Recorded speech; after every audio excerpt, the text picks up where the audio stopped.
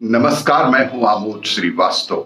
Amazing thought, amazing message, amazing information की दिशा में आज एक कदम और आगे। आज के इस दो चिंतन का विषय है दो अनमोल हीरे और चित्त को अपने वश में रखना। आपको ये मेरा वीडियो अच्छा लगे तो लाइक करें, शेयर करें और लाल बटन दबाकर सब्सक्राइब अवश्य करें। साथ ही बेल आइकन दबाना बिल्कुल ना भूलें। आज के इस प्रथम चिंतन का विषय दो अनमोल हीरे। एक समय की बात है, एक व्यापारी को बाजार में घूमते हुए एक बहुत अच्छी नस्ल का ऊंट दिखाई पड़ा। व्यापारी और ऊंट बेचने वाले के बीच काफी लंबी सौदेबाजी हुई और आखिर में व्यापारी ऊंट खरीदकर घर ले आया। घर पहुंचने पर व्यापारी ने अपने नौकर को ऊंट की काठी निकालने के लिए बुलाया। काठी के नीचे नौकर को मखमल की थैली मिली, जिसे खोलने पर उसे बेहद कीमती हीरे जवाहरात भरे होने का पता चला। व्यापारी ने नौकर के हाथों में हीरे देखे तो जो कि बेहद चकमका रहे थे। व्यापारी बोला, हीरे तुझे कहां से मिले? हीरे मुझे तुरंत वापस करना चाहिए। व्यापारी बाजार पहुंचा और दुकानदार को मखमली थैली वापस दे दी।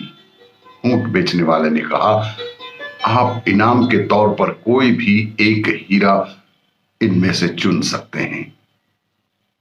व्यापारी बोला, मुझे किसी भी उपहार की जरूरत नहीं है। जितना व्यापारी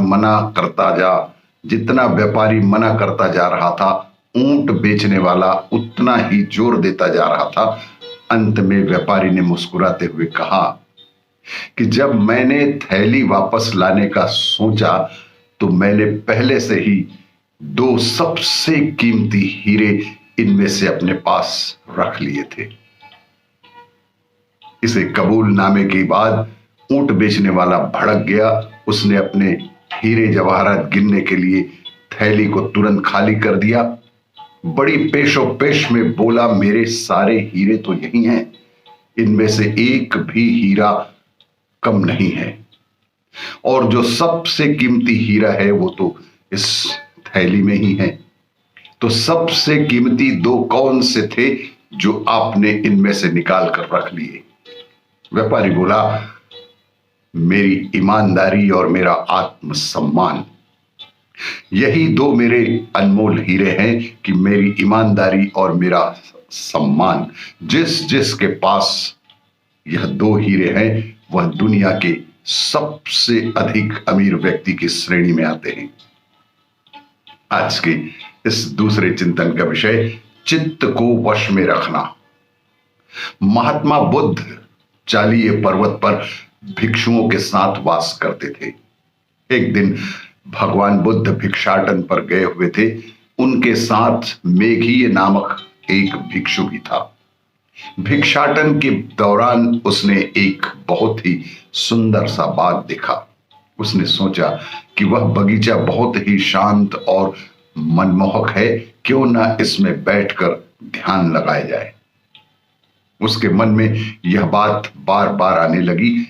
जब भिक्षाटन निपटा तो उसकी इच्छा और भी प्रबल हो गई। उसने तथागत से आग्रह किया कि भंते, वह बगीचा बहुत सुंदर और बेहद शांत है, वहां आसानी से ध्यान लगाया जा सकता है। आप यदि अनुमति दे तो मैं जाकर वहां ध्यान कराऊं। बुद्ध बोले, कोई दूसरा भिक्षु आ जाता है तब चले जाना। उसने बार बार निवेदन किया तो बुद्ध ने अनुमति दे ही दी। मेघी तुरंत उस बगीचे में पहुंचा और ध्यान साधना में बैठ गया, लेकिन वहां उसका मन भटकने लगा। ध्यान लगाने का मकसद पूरा नहीं हो सका। शाम होने तक वह बुद्ध के पास लौटा और उन्हें पूरे दिन की कहानी सुनाई। उसने बताया कि किस तरह उसने चित्त को एकाग्र करने की कोशिश की पर बिल्कुल असफल ही रहा। तब बुद्ध ने उसे समझाया, मेघी, वहां जाकर तुमने उचित नहीं किया। मैं तुम्हें बताता रहा कि मैं अभी अकेला हूं। जब तक कोई भिक्षु नहीं आ जाता तब तक मुझे अकेला मत छोड़ो, पर तुम नहीं माने। किसी को इतना कमजोर नहीं होना चाहिए कि वह हमेशा अपने चित्त के ही वश में रहे। चित्त को सदैव अपने वश में रखना चाहिए। आपको यह मेरा वीडियो अच्छा लगे तो लाइक करें, शेयर करें और सब्सक्राइब अवश्य करें। धन्यवाद।